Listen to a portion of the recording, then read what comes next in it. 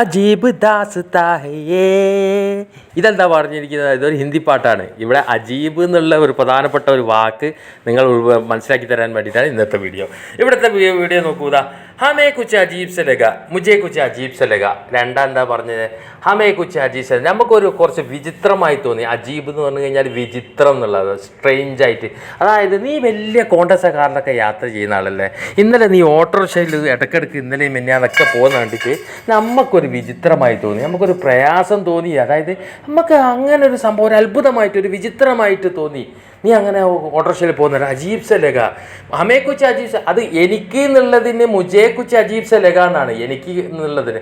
അത് ഹിന്ദിക്കാർ ചില സമയത്ത് ഹമേ എന്നും കൂടി പറയുന്നുണ്ട്. മുജേ എന്ന് പറയുന്നതിന് പകരം ഹമേ. അത് നമ്മൾ കേട്ടിട്ടില്ലേ, അത് നമുക്ക് കുറച്ചൊരു വിചിത്രമായിട്ട് തോന്നി. നീ വലിയ പണക്കാരനാണ്, എന്നിട്ട് നീ ഇങ്ങനെ ഓട്ടോറിക്ഷയിൽ ഇങ്ങനെ എപ്പോഴും യാത്ര ചെയ്യുന്നത്, നടന്നു പോകുന്നത്, അത് എനിക്കൊരു വിചിത്രമായിട്ടാണ് തോന്നിയത്.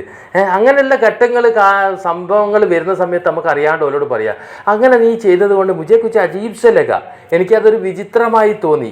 അപ്പോൾ മറന്നു പോകേണ്ട, അജീബ് എന്ന് പറഞ്ഞു കഴിഞ്ഞാൽ വിചിത്രമായ, മുജേ കുച്ച് അജീബ് സെ ലഗ. മനസ്സിലായില്ലേ പ്രിയപ്പെട്ട സുഹൃത്തുക്കളെ? പുതിയ വീഡിയോയിൽ കാണാം.